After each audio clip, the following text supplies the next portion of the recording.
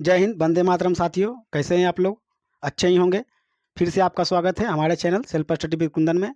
और जैसा कि आपको पता है कि हम लोग वैदिक सभ्यता को पढ़ रहे थे और वैदिक सभ्यता के हम लोग दो भाग में, ठीक है ना, बांट के पढ़े थे।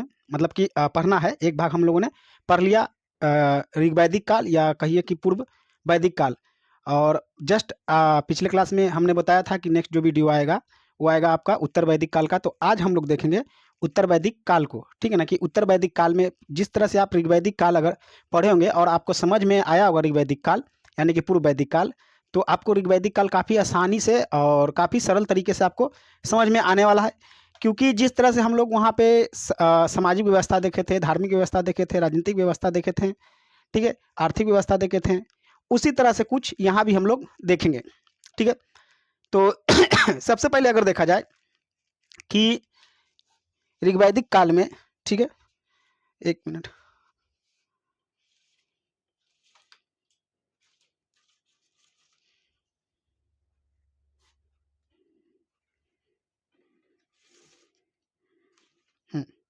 सबसे पहले अगर देखा जाए कि उत्तर वैदिक काल का जो टाइम पीरियड होगा वो आपका होगा 1000 से 600 BC, ठीक है ना। कितना होगा? 1600 BC। तो उत्तर वैदिक काल, इसका टाइम पीरियड होगा 1000 से 600 BC, ठीक है। और इसके मुख्य स्रोत की अगर बात करें, देखिए इसको अगर बांटा जाए, ठीक है, तो इसका अगर मुख्य स्रोत की बात की जाए, यानी कि उत्तर वैदिक काल के बारे में हमें, ठीक है ना, किससे प्राप्त जानकारी किससे प्राप्त होगा? तो ये होगा अथर्ववेद, ठीक है ना, शतपथ, अथर्ववेद के शतपथ ब्राह्मण से, ठीक है। किससे होगा? अथर्ववेद के शतपथ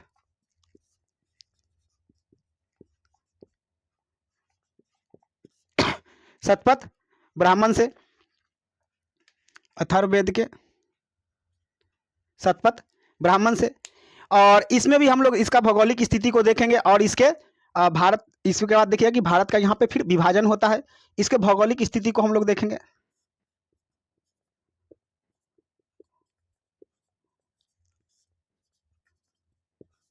ठीक है, तो भौगोलिक स्थिति आप लोग देखिएगा कि इसका मुख्य केंद्र कहाँ हो जाता है? गंगा का मैदान, इसका मुख्य केंद्र आगे देखेंगे। इसका जो मुख्य केंद्र होगा वो होगा गंगा का मैदान, ठीक है, यानी गंगा के मैदान के पास। और यहीं से भारत का विभाजन होता है, यानी भारत के क्षेत्रों का विभाजन होता है। समझ में आ रहा है? जैसे कि अगर मान लेते हैं कि ये भारत है,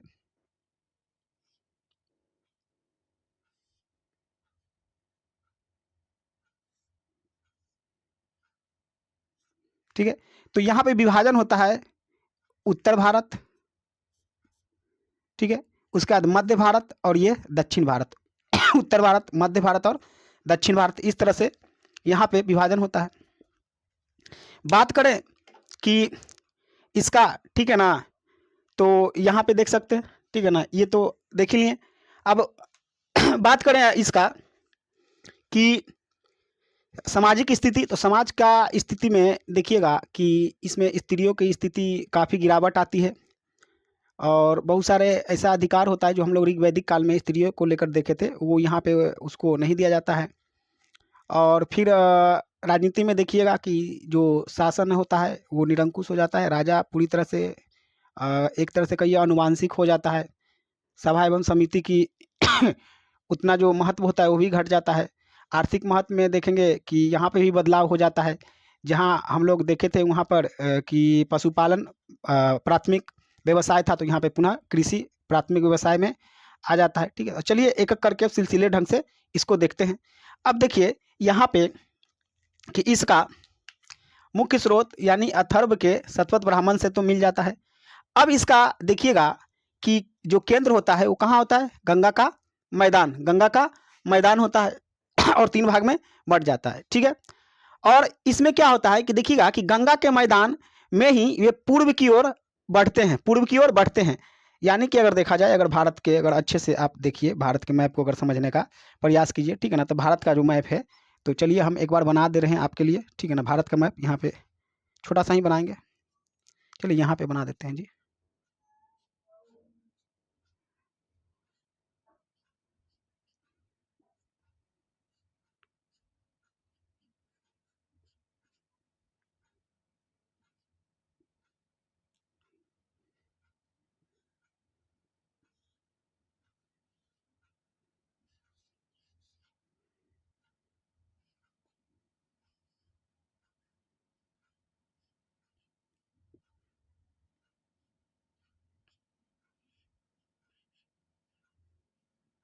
देखिए आप लोग भी काफ़ी आसानी से, ठीक है ना, मैप बनाना सीख सकते हैं।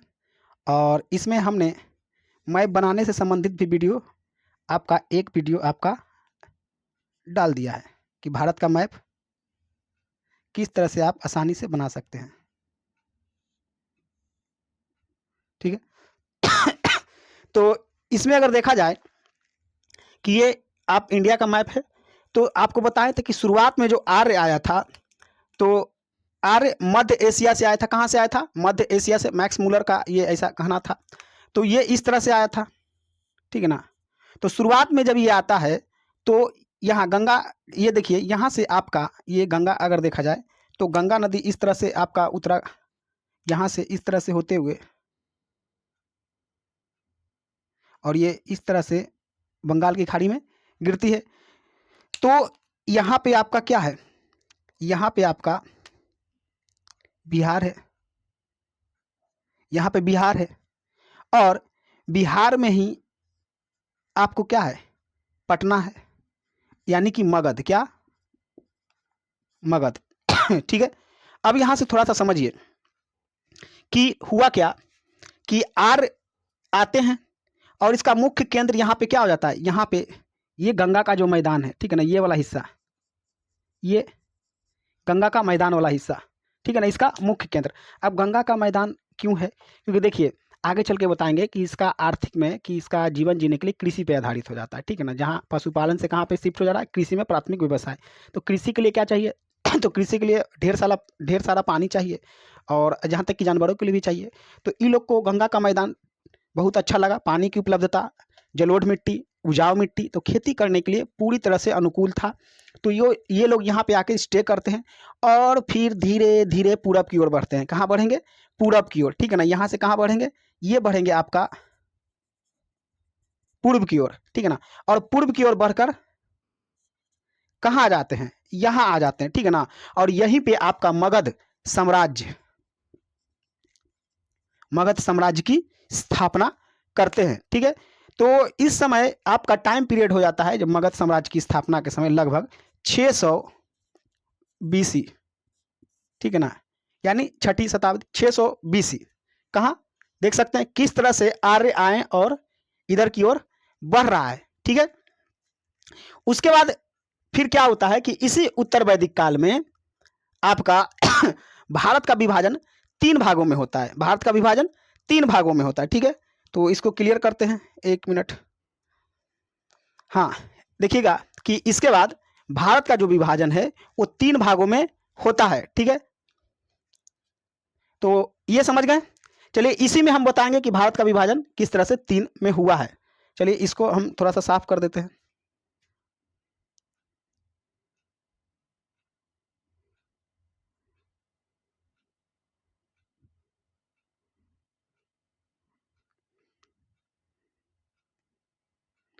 देखिएगा कि इसमें देखिए कि भारत का विभाजन कितने? 3। तो एक होगा आर्यवर्त, एक होगा मध्य देश, और एक होगा दक्षिणापथ, ठीक है।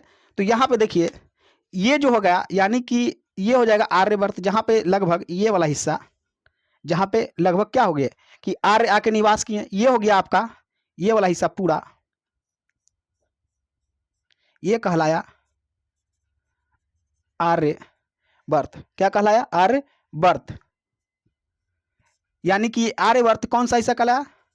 उत्तर भारत, उत्तर भारत, ठीक है। उसके बाद देखिए कि ये वाला हिस्सा,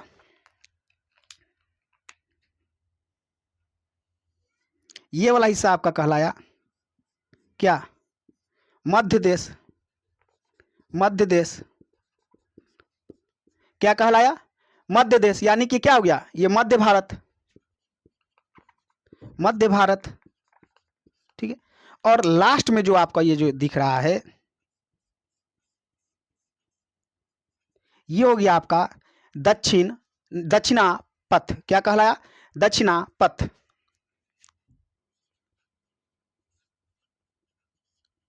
यानी कि ये हो गया आपका क्या? दक्षिण भारत।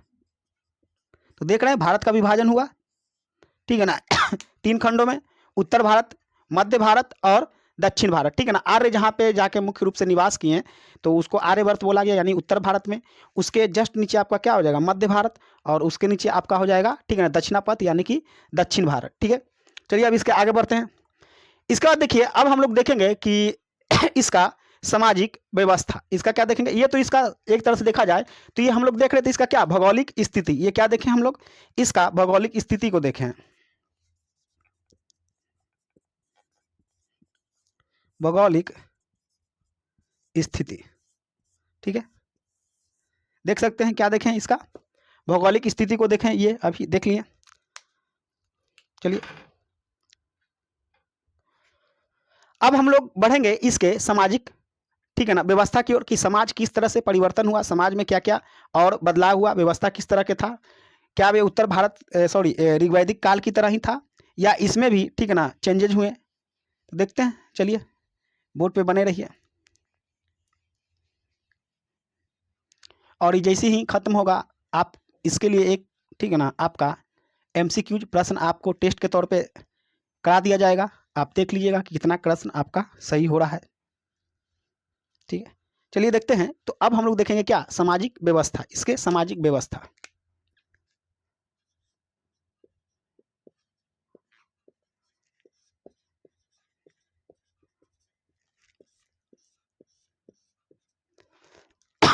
सामाजिक व्यवस्था तो देखिएगा, समाज जो क्या होता है कि उत्तर वैदिक काल में जो होता है वर्ण विभाजन, अब जन्म के आधार पे हो जाता है। वर्ण विभाजन क्या होता है?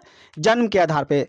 वहीं देखिएगा कि हम लोग ऋग्वैदिक काल में पढ़े थे कि जो आपका वर्ण व्यवस्था होता है वो क्या होता है? कर्म के आधार पे, जो जैसा काम करेगा वो उस वर्ण में चला जाएगा। वर्ण का मतलब रंग बताए थे। लेकिन यहाँ पर धीरे धीरे क्या होता है ना कि वर्ण व्यवस्था कठोर होने लगता है। क्या होने लगता है?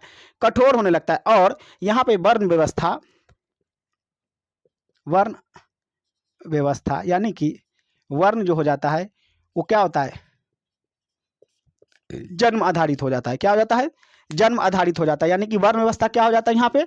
ये हो जाता है कठोर। मतलब कि अगर कोई अगर ब्राह्मण है तो उसका पुत्र ब्राह्मण जैसा कार्य करे या ना करे, वो आएगा ब्राह्मण के ही वर्ण व्यवस्था के अंतर्गत। आ रहा है समझ में? क्या आएगा? ब्राह्मण के ही वर्ण व्यवस्था के अंतर्गत आएगा, ठीक है। अगर कोई क्षत्रिय है तो भले ही उसका पुत्र हो वीर पुरुष ना निकले, कायर निकले, या युद्ध जैसा कार्य ना करे, ठीक है ना, यानी कि उसका काम क्षत्रिय जैसा हो भी ना, फिर भी वो किस क्या कहलाएगा? क्षत्रिय कहलाएगा, है कि नहीं? ये क्या है? ये हो गया आपका जन्म आधारित। जैसे अभी क्या है कि जन्म आधारित अगर देखा जाए तो जाति प्रथा का शुरुआत तो यहीं से हो गया जी। तो एक तरह से कह सकते हैं कि क्या हुआ? जाति प्रथा का शुरुआत यहाँ से, ठीक है ना। जब जन्म आधारित हो गया वर्ण व्यवस्था तो क्या हुआ? जाति प्रथा का शुरुआत, ठीक है ना, आरंभ यहीं से होता है, ठीक है, शुरुआत।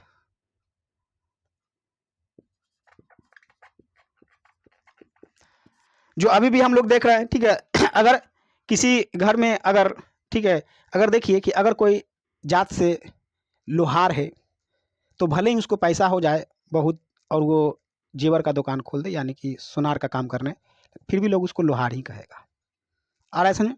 यानी कि जाति कुछ भी हो उससे मायने नहीं रखता है। समझ में आ रहा है ना?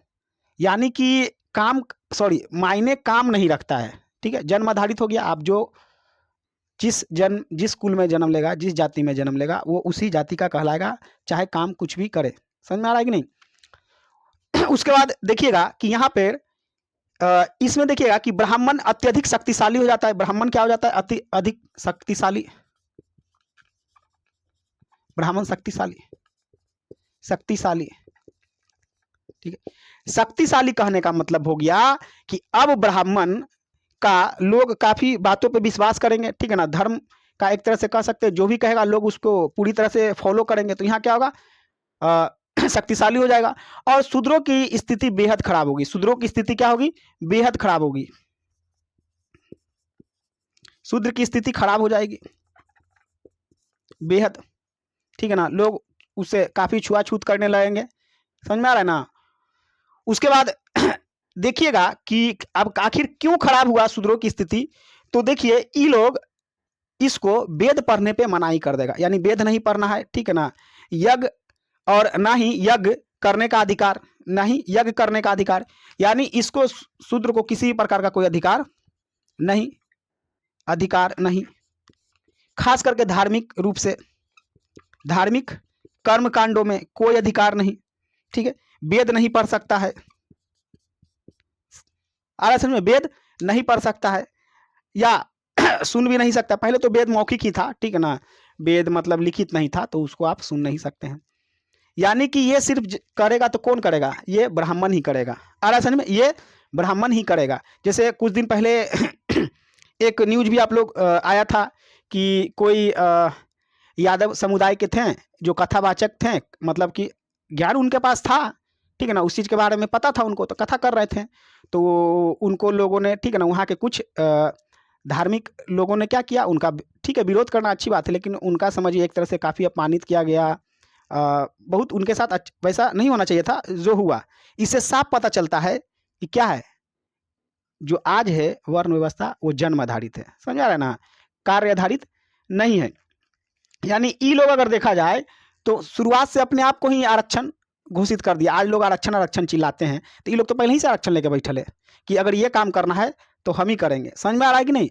तो ये लोग सदियों से आरक्षण लेते आ रहा है। अब कितना चीज़ में आरक्षण लिया है, चलिए ये तो बात की बात है, ठीक आ रहा है समझ में। तो ये शूद्रों की स्थिति काफ़ी खराब हो गई। और इसमें देखिएगा, इससे अभी तक ज़्यादा ये यज्ञ ये सब का ज़्यादा प्रावधान नहीं था, लेकिन यहाँ पे देखिएगा यज्ञ व्यवस्था एवं अनुष्ठान आ गया, ठीक है ना। यज्ञ व्यवस्था यहाँ पे आ जाता है, फिर क्या आता है, यज्ञ व्यवस्था आ जाता है, यज्ञ व्यवस्था, यज्ञ व्यवस्था आ जाता है कि यज्ञ, कई प्रकार के यज्ञ होना प्रारंभ हो जाता है, ठीक है ना। तो ये लोग यज्ञ व्यवस्था आखिर बनाया कौन, तो ब्राह्मणों ने मिलकर बनाया कि ठीक है ना, इस तरह से यज्ञ करिए तो ठीक है ना, इस प्रकार के कार्य को पूर्ति के लिए इस प्रकार का यज्ञ किया जाएगा, इस प्रकार के कार्य की पूर्ति के लिए इस प्रकार का यज्ञ किया जाएगा। अब करवाएंगे तो हम ही करवाएंगे, दूसरा कोई नहीं करवाएगा। आ रहा है समझ में, चाहे वो कितना भी, ठीक है ना, ज्ञानी पुरुष क्यों ना हो। समझ में आ रहा है ना। तो यहाँ पे देखिए कि इस काल में विभिन्न प्रकार के यज्ञों का प्रचलन हो गया, ठीक है। जैसे कौन कौन यज्ञ है आप यहाँ पे देख सकते हैं। जैसे देव यज्ञ, पहला क्या देख रहे हैं, देव यज्ञ, फिर सोम यज्ञ, फिर हो गया राजसूय यज्ञ, फिर अश्वमेध यज्ञ और पितृयज्ञ, ठीक है ना। तो देव यज्ञ देखिए, देवताओं को अगर प्रसन्न करने मतलब खुश करना है तो कौन सा यज्ञ कराना होगा, देव यज्ञ, ठीक है ना। फिर उसी तरह से सोम यज्ञ है।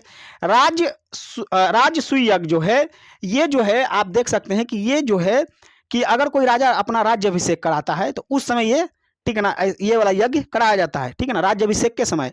और अश्वमेध यज्ञ जो है ये कराया जाता है, एक तरह से देखा जाए तो ये घोड़े को छोड़ दिया जाता है, ये अगर देखा जाए तो अपने समृद्धि और शक्ति को प्रदर्शन करने के लिए भी अश्वमेध यज्ञ कराया जाता था, ठीक है। अब अश्वमेध यज्ञ है क्या, थोड़ा सा इसके बारे में समझ लीजिए। जैसे समझिए अश्वमेध यज्ञ से पहले थोड़ा सा समझिए कि अगर मान लीजिए कि ये बहुत सारा खेत का टुकड़ा है, मतलब खेत भूमि बटा हुआ है इस तरह से, और मान लेते हैं कि यहाँ पे एक ट्रैक्टर है, यहाँ पे एक आपका ट्रैक्टर है,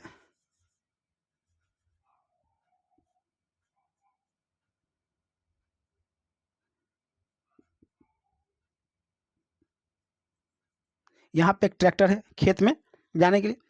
अब इसमें इस ट्रैक्टर का जो मालिक है,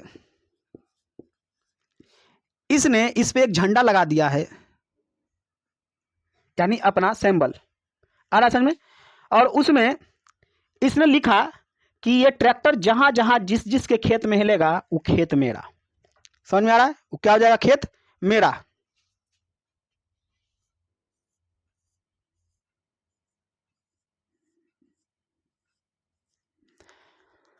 अगर ये ट्रैक्टर इस खेत में आता है तो ये खेत उसका हो जाएगा, इस खेत में आता है तो उसका हो जाएगा, इस खेत में जाता है तो उसका हो जाएगा, ठीक है। अगर नहीं तो आप हमसे युद्ध कीजिए।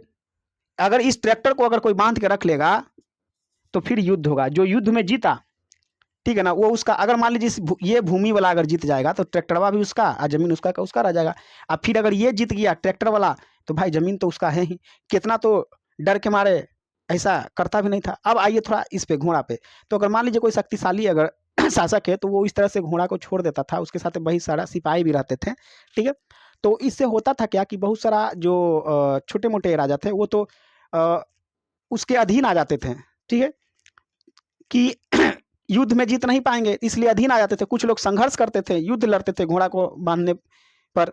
तो ये था क्या आपका अश्वमेध यज्ञ। फिर पितृयज्ञ। पितृयज्ञ कहने का मतलब है कि ये अगर देखिए किसी पितृयज्ञ यानी कि अगर किसी का पिता का या देहांत हो गया है तो उनकी आत्मा को शांति के लिए, ठीक है ना, इस तरह के पितृयज्ञ कराए जाते थे।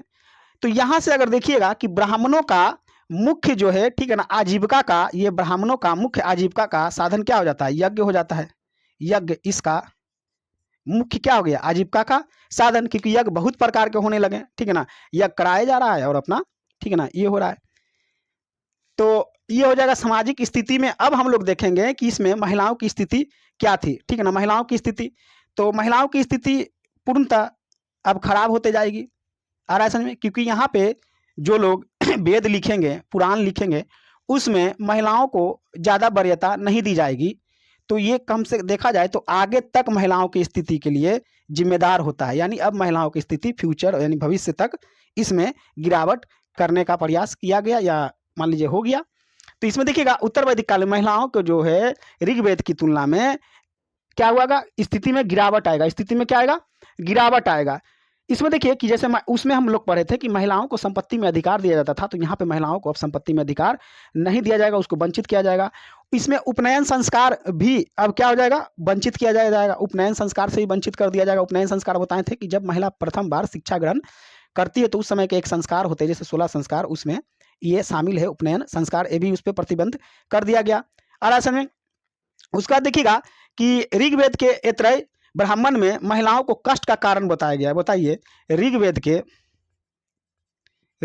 के ऐतरेय ब्राह्मण में महिलाओं का क्या बताया गया है, कष्ट का कारण बताया गया है। बताइए कष्ट का कारण महिलाएं हैं जी, बताओ तो। उल्टे महिलाओं को कष्ट का कारण बता दिया गया, ठीक है ना। तो ये लोग कौन लिखा है, ये लोग अपने फायदे के लिए लिखा है। समझ में आ रहा है कि नहीं। महिलाओं को यहाँ शुरू से यहाँ पे वरीयता नहीं दिया जा रहा है। महिलाएं कैसे कष्ट का कारण हो सकती है बताइए तो। अगर जो लिखा है खुद, अगर महिला नहीं होती तो किसके गर्भ से जन्म लेता। सोच के देखिए, अगर वो जन्म लिया होगा तो जन्म लेते समय उसको तकलीफ हुआ होगा या उसकी माँ को तकलीफ हुआ होगा, यानी कि एक महिला को ही कष्ट हुआ होगा। तो यहाँ पे अगर देखा जाए तो पुरुष के लिए तो महिला कष्ट का, ठीक है ना, कारण हो ही नहीं सकता है। समझ में आ रहा है। अब उसके पीछे का उन लोग का क्या तर्क है, ठीक है ना, इतना तो नहीं पता, लेकिन अगर सामान्य अगर एक लॉजिक लगाया जाए तो कभी भी, ठीक है ना, कष्ट का कारण नहीं हो सकता है। समझ में आ रहा है ना मेरे हिसाब से। बाकी सबका अपना अपना विचार। यहाँ पे आइए, तो कष्ट के कारण कहा गया। उसके बाद बोला गया कि जो, ठीक है ना, पुत्र कुल के यश और कृति को वृद्धि करता है। चलिए अच्छी बात है, अच्छा है। अगर पुत्र है, अगर तो पुत्र अगर लायक होगा तो कुल के बिल्कुल यश और कृति को बढ़ाएगा। तो इसका मतलब ये नहीं कि अगर पुत्री अगर लायक है तो वो भी कुल और यश को बढ़ा सकती है, बशर्ते उसको मौका दिया जाए। समझ में आ रहा है ना। तो इस तरह से आपका किसमें, ऋग्वेद के ऐतरेय ब्राह्मण में यहाँ प्रश्न पूछेगा तो किसमें कहा गया, तो ऋग्वेद के ऐतरेय ब्राह्मण में महिलाओं को पुरुषों का कष्ट का कारण बताया गया है। आ रहा है समझ में। और जबकि पुत्री को अगर देखा जाए तो ये यश की कृति को नहीं बढ़ाता है, ऐसा लिखा गया है उसमें, ठीक है। और इसमें देखिएगा कि ऐसा लिख देने से क्या होगा कि ऐतरेय ब्राह्मण महिलाओं के विषय में ऐसा लिख जाने से क्या हो जाएगा कि महिलाओं के सम्मान और अधिकार में कमी आने लगेगी, ठीक है। अब चूंकि लोग इसी को पढ़ेंगे और देखिए समाज में जिसका ज़्यादा वर्चस्व होगा, अगर वो जैसा चलेगा समाज उसके पीछे पीछे चलेगा। जब यही लोग महिलाओं को वरीयता नहीं देने लगेगा तो फिर उसके नीचे वाला कैसे देगा। आ रहा में। और इसके पश्चात देखिएगा कि लड़की के जन्म को अस्वागत योग्य माना गया, यानी कि लड़की का अगर जन्म हो रहा है तो उसमें स्वागत करने वाली कुछ ऐसी बात है ही नहीं। समझ में आ रहा है कि नहीं। और आज हम लोग देखिए देवी देवताओं में, ठीक है ना, यानी कि स्त्री देवताओं को काफ़ी सम्मान करते हैं। आ रहा है समझ में? यानी माता स्वरूप मानते हैं। बहुत सारे देवी देवता है, जैसे मान लीजिए दुर्गा माँ, लक्ष्मी माँ, ये सब अर्थ में स्त्री को काफ़ी सम्मान करने का काम करते हैं। लेकिन ऐसा इसमें बोला गया है कि महिलाओं को अस्वागत, मतलब स्त्री जब लड़की का जन्म होगा तो उसको अस्वागत योग माना गया है। ठीक है, तो ये इस तरह से क्या हो गया कि महिलाओं की स्थिति में काफ़ी गिरावट हुई।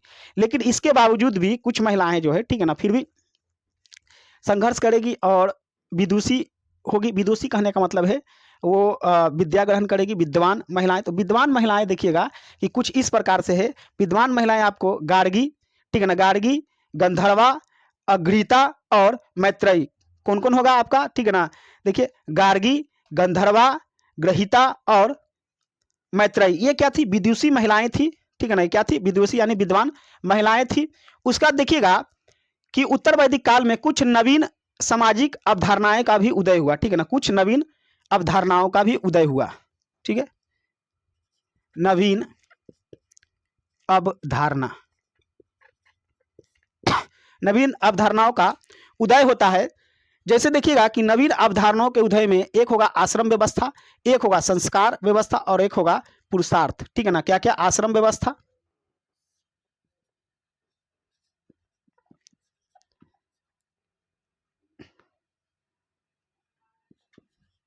आश्रम व्यवस्था, ठीक है ना, आश्रम व्यवस्था, और होगा संस्कार व्यवस्था, संस्कार व्यवस्था, और एक होगा पुरुषार्थ, एक होगा पुरुषार्थ, पुरुषार्थ। आरक्षण में पुरुषार्थ। अब देखिए कि आश्रम व्यवस्था की अगर बात की जाए तो इस आश्रम व्यवस्था में, ठीक है ना, 100 वर्ष का, अगर उस समय 100 वर्ष का जीवन का आयु काल अगर माना गया तो इस 100 वर्ष को 4 खंडों में बांटा जाता है। ठीक है, पहला आपका होता है ब्रह्मचर्य। ठीक है ना, पहला क्या होता है? पहला ब्रह्मचर्य आश्रम, यानी कि 0 से 25, 0 से 25। ठीक है ना, यहाँ पे देखिए पहला क्या होगा आपका ब्रह्मचर्य आश्रम 0 से 25। यानी इसमें क्या होता है कि शिक्षा ग्रहण किया जाता है। क्या किया जाता है? शिक्षा ग्रहण, पठन पाठन का काम किया जाता है। आ रहा है समझ में? और फिर आता है आपका गृहस्थ। तो देखिए गृहस्थ में क्या होता है कि जब शिक्षा आप प्राप्त कर लेगा तो एक समय ऐसा आएगा कि फिर आपको जितना समय था वहां तक तो शिक्षा ले लिए, क्योंकि एक समय के साथ आपको, ठीक है ना, गृहस्थ में भी जाना होगा, क्योंकि समय रहते जाना ही चाहिए। अन्यथा आप देखिए अगर मान लीजिए कि ज़्यादा उम्र में, ज़्यादा एज में अगर गृहस्थ में अगर जाइएगा तो गृहस्थ जीवन का जो दायित्व है उसका पालन आप सही ढंग से नहीं कर पाइएगा। आ रहा है समझ में? आज देखिए कि, ठीक है ना, लोग काफ़ी अपने कैरियर को लेकर इतना संवेदनशील होते हैं कि देख ही रहे हैं कि जब तक कैरियर नहीं है वो, तो बहुत लोगों का देखिएगा कि काफ़ी उम्र के बाद भी विवाह करते हैं। तो चलिए ये तो हर समय हर चीज़ नहीं लागू हो सकता है, समझ में आ रहा है ना? तो अभी की परिस्थिति स्थिति कुछ अलग है, उस समय की कुछ अलग होगी। तो उस समय जो था 0 से यानी कि 25 वर्ष तक शिक्षा लो, ठीक है ना, वहाँ ग्रहण किया जाता था। फिर आता है गृहस्थ आश्रम। क्या आता है? गृहस्थ आश्रम। 25 से 50, यानी 25 से 50 के उम्र में आप गृहस्थ आश्रम में जाते हैं, यानी कि आप विवाह होता है। विवाह में, ठीक है ना, आप अपने कर्तव्यों का निर्वहन करते हैं, संतान उत्पत्ति करता है और उस संतान के लिए एक मेहनत करके कुछ रख कर, यानी कह सकते हैं धन संपत्ति जो भी हो, और एक संस्कार देकर अपना कर्तव्य निभाकर फिर आगे की ओर बढ़ जाता है। तो आगे की ओर आपका फिर 50 से 75 में चला जाता है वानप्रस्थ, यानी वन में, जंगल में। तो यहाँ आपको करना होता है क्या काम कि जंगल में जाके आपको शिक्षा देने का काम किया जाता है। आ रहा है समझ में? या जो आपको जो आता है उसमें अपना योगदान देकर, आ रहा है समझ में ना, ताकि अपने जीवन में आने के क्या उद्देश्य उसको सफल बनाया जा सके। फिर यहाँ पे देखिए तब जाके संन्यास ग्रहण किया जाता है, इसलिए कि अगर मान लीजिए कि कोई शिक्षा ले लिया, गृहस्थ तक गया, तो फिर भी उसमें अहंकार है, घमंड है, तो वो पूरी तरह से जब वनवास होता है, वन में रहता है 50 से 75 ईयर्स में, यानी 25 वर्ष, तो पूरी तरह से वो संतुलित हो जाता है, पूरी तरह से घमंड नष्ट हो जाता है, एक शांत स्वभाव का व्यक्ति हो जाता है। तब वो जाता है कहाँ? संन्यास की ओर। कहाँ जाता है? संन्यास की ओर। लास्ट में कहाँ जाता है? आपका संन्यास की ओर, यानी 75 से 100 के वर्ष। और फिर यहाँ से क्या होता है? उसको मोक्ष की प्राप्ति हो जाता है संन्यास के बाद। ठीक है, यानी संन्यास में पूरी तरह से भगवान को याद करे, भगवान में लीन हो जाएगा। ठीक है, उसके बाद आता है ये संस्कार देखना है तो ये कितने 16 संस्कार होते हैं। कितना? 16 संस्कार। तो 16 संस्कार में आपका जन्म, शुरुआत से लेकर अंतिम क्या होता है? अंतिम संस्कार। अंतिम संस्कार 16 संस्कार आप लोग खुद से देख लीजिएगा, ये कोई खास ठीक है ना महत्व नहीं रखता है, लेकिन याद रखना है 16 संस्कार होते हैं। अब यहाँ पे देखिए कि पुरुषार्थ, ठीक है ना, पुरुषार्थ में कितने? 4 पुरुषार्थ, ठीक है। 4 पुरुषार्थ में पहला आएगा धर्म, फिर आ जाएगा अर्थ, फिर हो जाएगा काम, फिर हो जाएगा मोक्ष, ठीक है ना। क्या क्या आएगा? धर्म, अर्थ, काम, मोक्ष। धर्म, धर्म, अर्थ, काम, मोक्ष। धर्म में यानी कि आपको अपना कर्तव्य का पालन करना है, समझ में आ रहा है ना। जैसे आपका जो कर्तव्य है उसका पालन करना है, यानी अपने कार्यों को पूरी अच्छी तरह से ईमानदारी से करना है। आ रहा है समझ में? चाहे आप कोई भी काम कर रहे हो, उस काम को कर्तव्य का पालन के थ्रू अच्छे से करना है, ईमानदारी से करना है। जैसे अगर मान लीजिए कि आप एज अ स्टूडेंट है तो आपका कर्तव्य है कि पूरी अच्छे से पढ़ाई लिखाई करना। अगर कोई काम में है तो काम पूरी ईमानदारी से करना है, समझ में आ रहा है ना। अब ऐसा नहीं कि अगर मान लीजिए कोई सरकारी ऑफिसर है या कुछ भी है तो काम आप ढंग से नहीं कर रहे हैं, समझ में आ रहा है ना, गरीबों को सताने का काम कर रहे हैं, घूसखोरी कर रहे हैं, तो ये सब नहीं। यानी कि धर्म में क्या आ जाएगा कि यानी देखा गया कि वर्क इज वर्कशिप, काम ही क्या है? पूजा है, ठीक है। उसके बाद फिर आता है अर्थ। अर्थ का मतलब होता है उचित रूप से आजीविका का प्राप्त करना। उचित रूप से मतलब वही कि अच्छे कामों को कर कर, ठीक है ना, आजीविका का प्राप्ति करना, यानी अपने जीवन को चलाने से संबंधित अर्थ को प्राप्त करना, ठीक है। यानी गलत कार्य के थ्रू नहीं, समझ में आ रहा है। जैसे अगर मान लीजिए कि गांजा, भांग, दारू, सिगरेट, ये सब का कारोबार करके, इस तरह के कारोबार करके पैसा नहीं कमाया जाए। हालांकि उस समय ये सब नहीं था, लेकिन एक समझाने के लिए बता रहे हैं कि गलत कार्य के थ्रू आजीविका का साधन नहीं, उचित कार्य करके आजीविका का साधन अर्थ प्राप्त करना है। काम, इच्छा, काम का मतलब यहाँ पे कि काम, इच्छा और लालसा का, ठीक है ना, लालच को प्राप्त नहीं होना चाहिए। इसे इच्छा को कंट्रोल करना चाहिए, लालच नहीं होना चाहिए। अब मान लीजिए किसी के पास कुछ है तो उसको देख के लालच नहीं करना चाहिए। मोक्ष का इसमें अर्थ है कि जीवन मरण के चक्र से मुक्त हो जाना, जीवन मरण के चक्र से मुक्त हो जाना, यानी कि पूरी तरह से मोक्ष को प्राप्ति हो जाना। समझ में आ रहा ना? जैसे बार बार जन्म लेके नहीं आना, ताकि आपको कोई कष्ट ना हो। आत्मा पूरी तरह से, अब ना आत्मा का जन्म होगा, न उसका मृत्यु होगा, न यहाँ संसार में दुख भोगेगा, यानी आत्मा पूरी तरह से मोक्ष की प्राप्ति हो जाना। समझ में आ रहा है कि नहीं?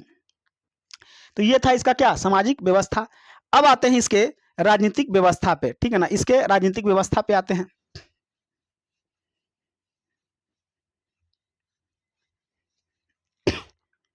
तो देखिए इसके राजनीतिक व्यवस्था में कि इसमें राजनीतिक व्यवस्था में कि राजतंत्र का संपूर्ण विकास होने लगता है। यहाँ पे क्या होता है? राजतंत्र का विकास होने लगता है।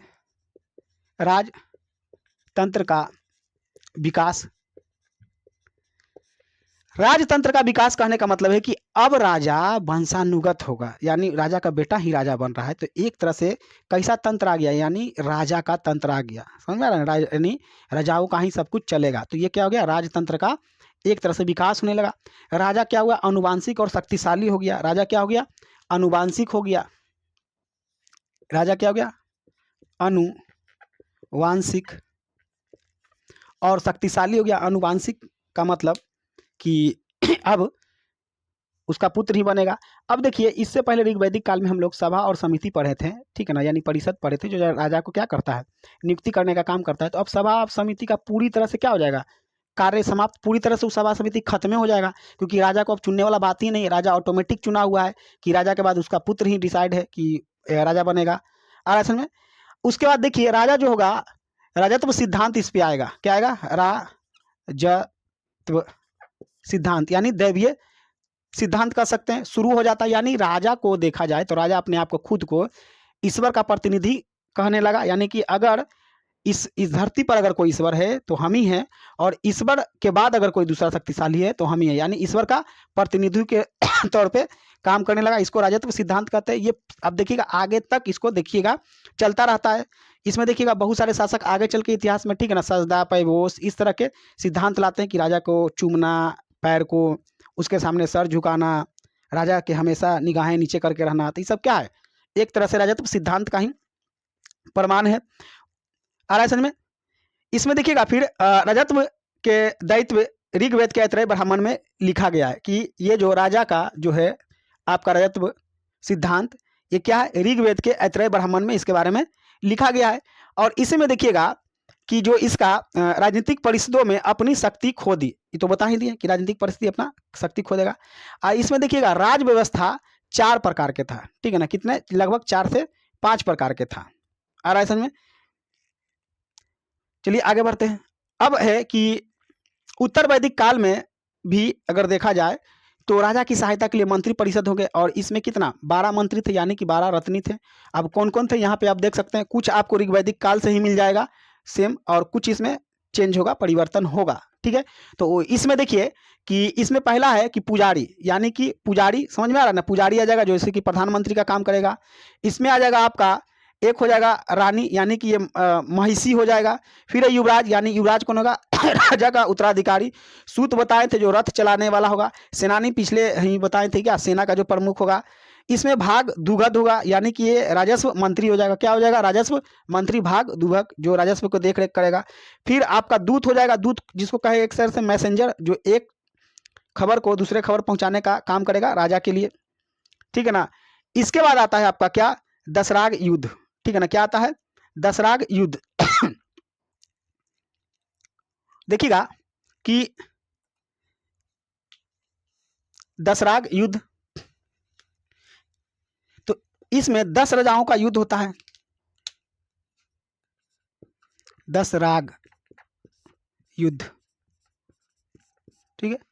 दशराग, ये वाला क्या होगा, यज्ञ वाला, दशराग युद्ध, ठीक है ना। ये लगभग 900 बीसी में होता है, लगभग 900 बीसी में, यानी 900 ईसा पूर्व में।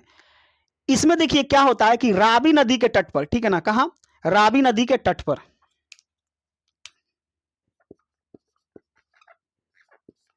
रावी नदी के तट पर यह युद्ध होता है, ठीक है ना। रावी नदी या कह सकते हैं पड़ोसनी नदी के तट पर यह क्या होता है, युद्ध होता है। और इसमें 2 पक्ष होते हैं, एक होता है आपका सुदास, एक होता है राजा सुदास, और एक तरफ होता है 10 राजाओं का सेना, 10 राजाओं का। जिसमें 10 राजाओं में से 5 आर्य होता है और 5 अनार्य होता है, 5 अनार्य। आ रहा है समझ में? और इन दोनों के भी जब युद्ध होता है तो जीतता कौन है, तो जीतता है सुदास, जीतता है कौन, सुदास, ठीक है। और इस युद्ध का जो चर्चा है ऋग्वेद के 7वें मंडल में है। इस दशराग युद्ध का चर्चा ऋग्वेद के 7वें मंडल में आपको मिलता है। आ रहा समझ में? और इसमें जीतता कौन है, सुदास। अब देखिए जब सुदास जीतता है तो हालांकि यहां पर देखिएगा कि जो व्यवस्था था वो क्या हो गया था, राजा वंशानुगत हो गया था, लेकिन फिर भी ये अपने वंश से किसी को शासक ना बना के किसी अन्य पुरुष को बनाता है, इसलिए क्योंकि ये समझदार एक तरह से कह सकते हैं शासक का परिणाम है कि इसको लगा कि मेरे जो भी संतान है वो लायक है नहीं, तो इसलिए किसी और को बना देता है। समझ में आ रहा है ना? तो यानी कि इसके बाद, मतलब इससे पहले वाला, सुदास से पहले वाला, उसके बाद सुदास से पहले वाला की ये बात बोले, ठीक है ना। लेकिन सुदास का जो पुत्र होता है, सॉरी एक मिनट, भारत भारत भरत के संदर्भ में बताएंगे आपको, ठीक है। इसका जो पुत्र होता है वो भरत होता है, ठीक है ना। और इसी के नाम पर हमारा यानी अपना देश का नाम भारत पड़ा है। समझ में आ रहा है ना? ठीक है। उसके बाद आप देखिएगा थोड़ा सा माइक एडजस्ट, उसके बाद आप देखिएगा कि इसमें कि ये आगे चलकर, ठीक है, कुरु वंश का निर्माण करता है। आगे चलकर क्या करता है, कुरु वंश का निर्माण करता है। वही कुरु वंश जो महाभारत हम लोग देख, ठीक है ना, महाभारत में हम लोग ने पढ़ा है, देखा है, यानी कि सीरियल के माध्यम से। तो इसमें देखिए कि कुरु वंश का क्या करता है, निर्माण करता है। और इसी में आगे चलकर एक राजा आप लोगों ने जाना होगा, शांतनु। शांतनु, शांतनु एक राजा होता है, ठीक है ना, जिसका पुत्र कौन होता है, भीष्म, जिसका पुत्र भीष्म होता है, भीष्म, ठीक है। और इसका एक दूसरी पत्नी सत्यवती होती है, सत्यवती, सत्यवती। तो महाभारत में तो आप लोगों ने देखा होगा कि ठीक है ना कि शांतनु काफ़ी ठीक है ना प्रेम करते हैं सत्यवती से। सत्यवती एक देखा जाए तो मत्स्य राज का पुत्री होती है, यानी मछली मारने का ये कार्य करती है, मतलब रानी ही होती है। तो शांतनु जब इससे विवाह प्रस्ताव रखता है तो ये जो है आपका सत्यवती ये कहती है कि विवाह एक ही शर्त पे होगा कि जब मेरे द्वारा उत्पन्न संतान ही राजा बनेगा तब। तो चूंकि ये इस वजह से क्या होता है कि थोड़ा चिंतित हो जाता है, क्योंकि भीष्म उसका ही पुत्र है। तो वो जब इस बात का पता भीष्म को चलता है तो अपने पिता का वियोग नहीं देख सकता है। तो अब यहाँ पे ये गंगा पुत्र भीष्म सत्यवती के पास आता है और गंगा जल को हाथ में लेकर ये प्रण लेता है कि आजीवन हम ब्रह्मचर्य रहेंगे। समझ में आ रहा है कि नहीं? शासन प्रशासन में हस्तक्षेप नहीं करेंगे, जस्ट एक सेनापति के तौर पर जो भी पुत्र आपका होगा उसको राजा बना दिया जाएगा और उसी का हम ठीक है ना देख रेख में रहेंगे। ठीक है ना, ये खुद राजा बनेगा और ना ये ब्रह्मचर्य रहा तो इसका संतान भी नहीं होगा तो वो भी राजा नहीं बनेगा। तो ये आपको महाभारत में ठीक है ना जानने को मिलता है। ठीक है, अब देखिए आगे चलकर तो ये आपका क्या था 10 राजा, ठीक है ना। उसके बाद आगे बढ़ते हैं, ये यहाँ पे क्लियर है। अब हम लोग देखेंगे कि इसके आर्थिक व्यवस्था, क्या देखेंगे इसके आर्थिक व्यवस्था को।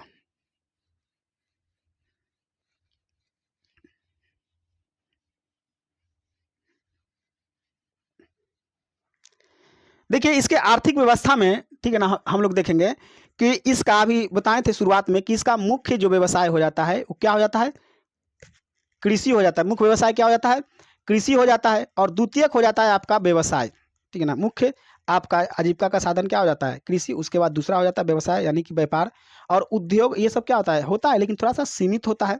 और इसमें देखिएगा कि भूमि स्वामित्व का अधिकार प्राप्त हो जाता है। कर प्रणाली जो उस समय बलि जो था 1/6 था, तो यहाँ भी 1/6 है, लेकिन अंतर इतना है कि यहाँ पे क्या हो जाता है, वहाँ पे नियमित नहीं था, यहाँ पे नियमित कर दिया जाता है कि आपको देना ही देना है, ठीक है ना। उपज का 1/6 भाग। उसका देखिएगा इसमें लोहे की भारी मात्रा में उपयोग उपयोग की जाती है। अब लोहे की भारी मात्रा में उपयोग करने से क्या होगा कि जो भूमि बंजर भी है उसको लोहे के औजार बनाकर ठीक है ना उससे खेती किया जा सकता है, यानी भूमि को खोद कर जोत कर उसको उपजाए लायक बनाया जा सकता है और उसमें खेती किया जा सकता है। आ रहा समझ में? और इसमें देखिएगा कि अब जहाँ खेती होने लगा, सब कुछ होने लगा, धीरे धीरे लोग अब बसने लगे, तो एक तरह से देखिएगा कि अब यहाँ से ठीक है ना एक नगर का भी विकास होने लगेगा। क्या होने लगेगा, एक नगर का विकास होने लगेगा। तो यानी नगरीय व्यवस्था भी यहाँ से प्रारंभ हो जाता है। तो ये था आपका आर्थिक व्यवस्था। अगर इसके बात करें धर्म की, धार्मिक व्यवस्था की, तो देखिएगा धार्मिक व्यवस्था जो है वो यहाँ पे आपका अधिदेववाद हो जाएगा। अधिदेववाद करने का मतलब है सभी देवी देवताओं का इसमें ठीक है ना मान्यता माना जाएगा, लेकिन उसमें से किसी खास को प्रमुख मान लिया जाएगा। जैसे इसमें आपका आ जाता है ब्रह्मा विष्णु महेश की अवधारणा, और इसमें मुख्य रूप से ब्रह्मा को सभी में क्या माना जाता है, सबसे शक्तिशाली और प्रधान मान लिया जाता है। ठीक है, उसके बाद फिर देखिएगा कि इसमें उपासना यानी पूजा की मुख्यतः 2 पद्धति पाई जाती है। पूजा की कितनी पद्धति, 2 पद्धति, एक प्रार्थना और एक यज्ञ। या तो प्रार्थना के माध्यम से या तो यज्ञ के माध्यम से आप पूजा कर सकते थे, ठीक है ना। तो ये आपका था क्या, उत्तर वैदिक काल। अब देखिए उत्तर वैदिक काल थोड़ा सा ठीक है ना इसमें हम तेजी में निकाल दिए। इसका पीछे का कारण है कि ये लगभग ऋग्वैदिक काल के ही लगभग आपका मिलता जुलता था। वो और समझ में आ गया होगा तो ये भी समझ में आ जाएगा, ठीक है ना। इसलिए ज़्यादा समय देने की कोई ज़रूरत थी नहीं। अब देखिए इससे संबंधित हम आपके लिए 100 क्वेश्चन का एक टेस्ट के तौर पे आपका MCQs लेके आएंगे, जो विभिन्न एग्जामों में आपका पूछा गया है। खास करके ये जो प्रश्न आपके लिए लाएंगे वो PCS का ही प्रश्न होगा, जैसे BPSC में पूछा गया, कुछ क्वेश्चन IAS का भी होगा। समझ में आ रहा ना, यानी क्वेश्चन का लेवल ऐसा नहीं कि छोटा मोटा से आपको उठाएंगे। और वहाँ पे जब आपको डिस्कशन देंगे तो और भी आपको डिटेल में समझ में आ जाएगा ये चैप्टर। और वहाँ पे आपको क्या करना है कि ये पूरा देखने के बाद, ये पूरा सीरीज वैदिक सभ्यता का देखने के बाद अगर देखे होंगे तो वहाँ पे एक कॉपी कलम लेके बैठ जाइएगा और आप खुद से सेट लगाइएगा कि बाद में तो फिर हम आंसर बताएंगे ही कि कितना सही हुआ और कितना गलत, जिसको आपको ठीक है ना बताइएगा कमेंट करके। तो चलिए ये एक चैप्टर यहीं पे ख़त्म होता है। नेक्स्ट आपका जो चैप्टर आएगा यानी कि MCQs के बाद वो आपका आएगा महाजनपद, यानी कि 16 महाजनपद को हम लोग पढ़ेंगे। तो कैसा लगा ये सीरीज, ठीक है ना, कमेंट करके बताइएगा और वीडियो को ज़्यादा से ज़्यादा शेयर करें और लाइक करें। तो चलिए सबको मेरी तरफ से जय हिंद।